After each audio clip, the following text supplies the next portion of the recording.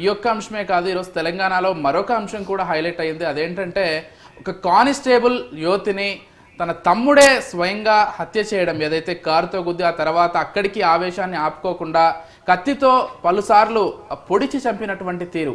అంటే తనతోనే కలిసి ఉన్నటువంటి ఆ అక్క ఎవరైతే ఉన్నారో తనకు చెప్పకుండా కేవలం తనే ఉన్నప్పటికీ, అంటే తల్లిదండ్రులు అందరూ ఉంటే విషయం వేరు, కానీ తనే లోకంగా బతుకుతున్నటువంటి తమ్ముడు ఆ విషయాన్ని తట్టుకోలేక హత్య చేసినటువంటి విషయం. అంటే ఇక్కడ ఇద్దరు కూడా ఆలోచించాల్సిందేమో, ముందుగా అక్క తమ్ముడు గురించి కొంత ఆలోచించుంటే బాగుండేదేమో. అంటే అది ఎక్స్క్యూజ్గా మనం డెఫినెట్గా చూడకూడదు.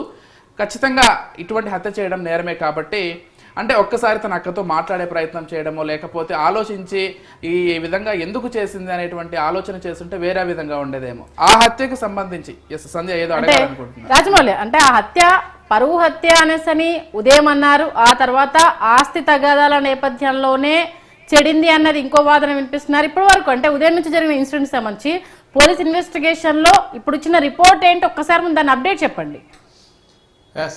ఏదైతే సంధ్య ఇప్పుడు ఏదైతే నాగమణి అనే కానిస్టేబుల్ రంగారెడ్డి జిల్లా పటాన్ చెరువు పోలీస్ స్టేషన్లో విధులు నిర్వహిస్తుంది. అయితే గతంలో ఈమెకు తల్లిదండ్రులు లేరు, అన్నదమ్ములు కూడా లేరు, ఈమె ఒక్కతే.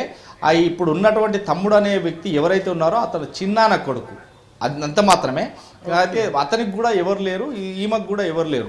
దీనికి సంబంధించి మనం ఒకసారి పూర్తి డీటెయిల్స్ అతన్ని తెలుసుకోవడం జరిగింది. అయితే ఈ నాగమ్మనికి సంబంధం గతంలో పెళ్ళి అయింది, ఆ భర్త సంబంధించి తను లేకుండా విడాకులు తీసుకుంది. ఈమెకు ఏదైతే ఆస్తి ఉందో ఆ ఆస్తికి సంబంధించి హైదరాబాద్ సిటీలో ఉంది, దానికి మంచి రేట్లు ఉన్నాయి. ఎందుకంటే ఈ హైదరాబాద్కు సంబంధించినటువంటి భూజాగాలకు ఇప్పుడు రేట్లు కోట్లలో బతుకుంది కాబట్టి ఆ భూమి ఏదైతే ఉందో తమ్ముడి దగ్గరే ఉంటూ తమ్ముడి పేరు మీద రిజిస్ట్రేషన్ చేయడం జరిగింది.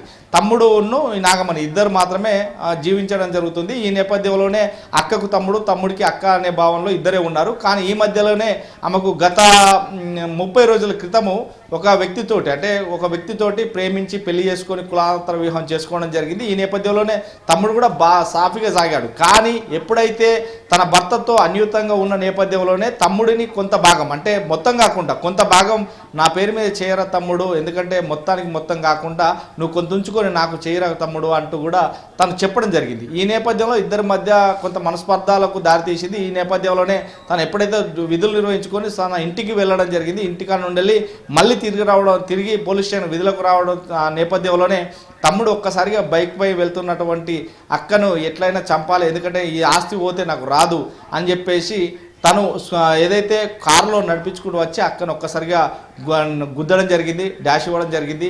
ఆ కింద పడిపోయిన నేపథ్యంలో వచ్చి కత్తితో ఆమెను ఏదైతే వివతరహితంగా పొడిచి చంపడం జరిగింది. ఆ నేపథ్యంలోనే వెళ్ళి మళ్ళీ పోలీసులకు లొంగిపోవడం జరిగింది. అంటే మొత్తం మీద ఇది పరువు హత్యగా అనుకుంటే ఒక వ్యక్తిని అంటే ప్రేమించి పెళ్లి చేసుకున్నారని అనుకోవచ్చు, కానీ ఇక్కడ జరిగింది పరువు హత్య కంటే దారుణమైంది. ఎందుకంటే సొంత అంటే పెద్దమ్మ కొడుకు, పెదనాన్న కొడుకు, పెద్దమ్మ చిన్నమ్మ కొడుకు అయినటువంటి వ్యక్తి తన అక్కను అంటే సాకిన అక్కను, అంటే చిన్నప్పటి నుంచి సాకి పెంచిన అక్కను ఏదైతే ఆస్తి కోసమే హత్య చేశాడని మాత్రం 100%గా బయటికి వచ్చింది. ఈ నేపథ్యంలోనే తను వాంగ్మూలంలో కూడా ఆస్తి కోసమే చంపినట్టుగా తను ఒప్పుకున్నట్టు కూడా పోలీసులు వివరించారు. ఈ నేపథ్యంలోనే ఏదైతే ఆస్తి కోసం తల్లి లాంటి అక్కని చంపడం ఇది దారుణమైన హేమపతిగా చెప్తారు. ఎందుకంటే కులాంతర వివాహం అనేది తల్లిదండ్రులు లేకుండా అన్నదమ్ములు చేసే అటువంటి వ్యక్తి, కానీ ఇది రెండో పెళ్లి అయినటువంటి వ్యక్తి లోపల తన ఆస్తిని కాపాడుకోవడానికి, అంటే తన పేరు మీద వచ్చిన ఫ్రీగా వచ్చిన ఆస్తిని కాపాడుకోవడానికి తల్లి లాంటి అక్కను చంపిన నేరంలో ఇప్పుడు ముద్దాయిగా నిల్చున్నాడని మనం చెప్పచ్చు. ఇక్కడ ఒక విషయం, అంటే బంధువులు దీనికి సంబంధించి ఇంకేమన్నా వివరాలు చెప్పే ప్రయత్నం చేశారా? కేవలము ఆస్తి కోసము అనేది తెర మీదకి వస్తున్నా, బట్ అక్కతో ఉన్న అనుబంధాన్ని తట్టుకోలేకపోయాడు, కులాంతర వివాహం చేసుకోవడం వల్లే ఒకంత క్షణికావేశానికి గురయ్యారు అంటూ కూడా కొంతమంది వాదన వినిపించే ప్రయత్నం చేస్తున్నారు. మరి దీనికి సంబంధించి అంటే నిందితుడు శ్రీకాంత్ అంటే భర్త శ్రీకాంత్ కూడా ఖచ్చితంగా ఇంకో కోణం ఉంది అన్న అంశాన్ని కూడా తెర మీద తీసుకొస్తున్నారు. మరి అతని స్టేట్మెంట్ రికార్డ్ చేశారా నాగమణి హస్బెండ్ శ్రీకాంత్ది? అయితే ఇది కులాంతర వివాహం కింద కొంతమంది ఏదైతే ఎవరికి చెప్పకుండా వివాహం అయితే గత 30 రోజుల కిందట చేసుకోవడం జరిగింది నాగమణి. ఈ నేపథ్యంలోనే తనకు ఉన్నటువంటి బంధువులు, అంటే బంధువులు కూడా ఎవరు కూడా ఈ వివాహానికి హాజరు కాలేదు, ఎందుకంటే కులాంతర వివాహం చేసుకుంది కాబట్టి అది బంధువుల నేపథ్యంలో ఇది కులాంతర వివాహం కాబట్టి ఉంది. కానీ ఇక్కడ తమ్ముడికి చూస్తే మాత్రం కులాంతర వివాహం కాదు, దగ్గరుండే పెళ్లి చేయించాడు, దగ్గరుండే ఇద్దరిని కలిపాడు, ఈ నేపథ్యంలో ఉంది. కానీ ఎప్పుడైతే నాగమణి తన ఆస్తిని సగం అయ్యమని అడిగిందో, తన నాగమణికి సంబంధించిన ఆస్తినే తమ్ముడికి రిజిస్ట్రేషన్ చేయడం జరిగింది. దాంట్లో సగభాగం మాత్రమే అడిగింది. అంటే న్యాయపరంగా తమ్ముడికి కూడా ఉండాలి కదా ఆస్తి అని చెప్పేసి సగభాగం మాత్రమే అడిగింది. కానీ అది గ్రహించినటువంటి తమ్ముడు అక్కని చంపితే ఆస్తి మొత్తం నాది అవుతుంది అనుకున్నాడు, కానీ నేను నేరస్తుడై జైలుకు పోతాననేది మాత్రం గ్రహించలేకపోయాడు. అంటే ఇది కులాంతర హత్యగా అనుకోవచ్చు. ఈ నేపథ్యంలో చుట్టాలు ఎవరు రాలే కాబట్టి ఆమెకు సపోర్ట్ చేయలేదు కాబట్టి ఇది కులాంతర వివాహంతో మొత్తం మీద ఆ చంపిన వ్యక్తి ఏదైతే ఉన్నాడో అది ఆస్తి సంబంధించి చంపినా కానీ ఇది పరువు హత్యగా మాత్రం వీళ్ళు అంటే చిత్రీకరించి చేయించినటువంటి నేపథ్యంలోనే ఆస్తి అండ్ పరువు హత్యగా కూడా భావించవచ్చు. Sandhya. Yes right Rajamouli, thank you.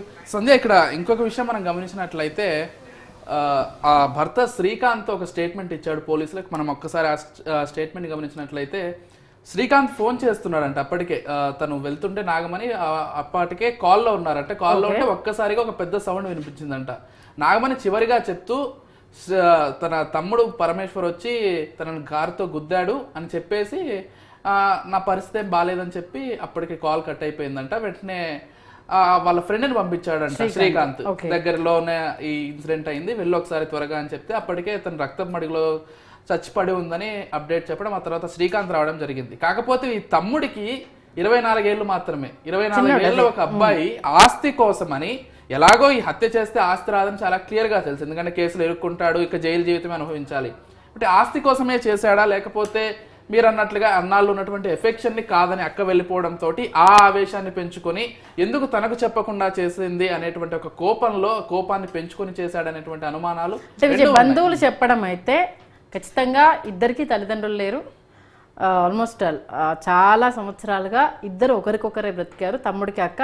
Even అక్క తమ్ముడికి ఆస్తి రాసిచ్చింది అని అంటే నువ్వు ఇక్కడ అర్థం చేసుకో. అంటే వాళ్ళ విషయం ఏంటంటే ఆ నాగమణికి దాదాపుగా ఒక 10 ఏళ్ల క్రితం పెళ్ళయిందంట. మొదటి పెళ్లి జరిగినప్పుడు 10 ఏళ్ల క్రితం అయిన తర్వాత కొంత అంటే 5-6 ఏళ్ల తర్వాత గొడవలు స్టార్ట్ అవ్వడం, తమ్ముడితో కలిసి ఉండడం జరిగింది. ఒక 2 ఏళ్ల క్రితం విడాకులు పూర్తిగా తీసుకోవడం, ఈ తమ్ముడితోటే పూర్తిగా కలిసి ఉండడం. ఒక నెల ముందు ఈ తమ్ముడు శ్రీకాంత్ తో పెళ్లి జరిగింది. అంటే ఆల్మోస్ట్ 1 మంత్ మించి ఎక్కువలేదు. అది కూడా ఏంటంటే తనతో డిస్కస్ చేయలేదు. ఇక్కడ తమ్ముడికి కూడా చెప్పకుండా యాదగిరి గుట్టలో వెళ్ళి వివాహం చేసుకొని వచ్చిన తర్వాత తనకు చెప్పడం అనేది తను ఇక్కడ జీర్ణించుకోలేకపోయాడు అనేది తన బంధువుల తరపు నుంచి వస్తున్న వాదన. అందుకే నేను 2 రకాల మన రాజమౌళిని అడగడానికి రీజన్ కూడా అది. ఎందుకంటే ఆల్మోస్ట్ తన చిన్నతనం నుంచి అక్కతోటే ట్రావెల్ అవుతూ ఉండడము. ఫస్ట్ మ్యారేజ్ తనకు డిస్టర్బ్ అయిన తర్వాత 2020 కానిస్టేబుల్ బ్యాచ్ అప్పటి నుంచి కూడా తమ్ముడు అక్కని కంటికి రెప్పలా కాపాడుకున్నాడు అనేది వాళ్ళు బంధువులు చెప్పింది. ఏంటంటే ఎంత ఎఫెక్షన్ లేకపోతే ఒక ఆస్తి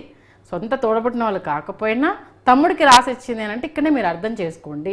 తను తట్టుకోలేకపోయాడు, అక్క దూరం అయింది, అందులోనూ చేసుకున్న పర్సన్ మీద తనకు సదభిప్రాయం లేకపోవడము, దాంట్లోనూ మళ్ళీ చేసుకున్నది ప్రేమ వివాహం చేసుకోండి. ఫస్ట్ మ్యారేజ్ ఇలా అయిపోయింది కాబట్టి మళ్ళీ ఇది చేసుకుంటే ఏమైపోతుందో అన్నది చెప్తే తను వినలేదు అన్నది. ఇంకోటి చుట్టుపక్కల నుంచి మీరు అన్నట్లుగా కుల ప్రస్తావన వచ్చి ఉంటుంది. అందరూ కూడా ఏ కులం వాడిని చేసుకుందనేటువంటి విషయాన్ని పదే మైండ్లోకి ఎక్కిస్తూ ఉండొచ్చు అబ్బాయికి.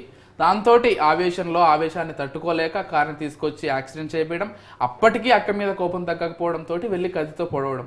అంటే ఇక్కడే అర్థం కానటువంటి పరిస్థితి అబ్బాయి అసలు మైండ్ సెట్ అనేది. అంటే కారుతో గుద్దడం వరకు ఓకే, అప్పటికి మన సావాసాలు, మన రిలేషన్స్, మన నలుగురితో కలిసే విధానము, ఇవన్నీ ఇంక్లూడ్ అవుతాయని ఇందాక బంధుత్వాలు అనేది పలిచిన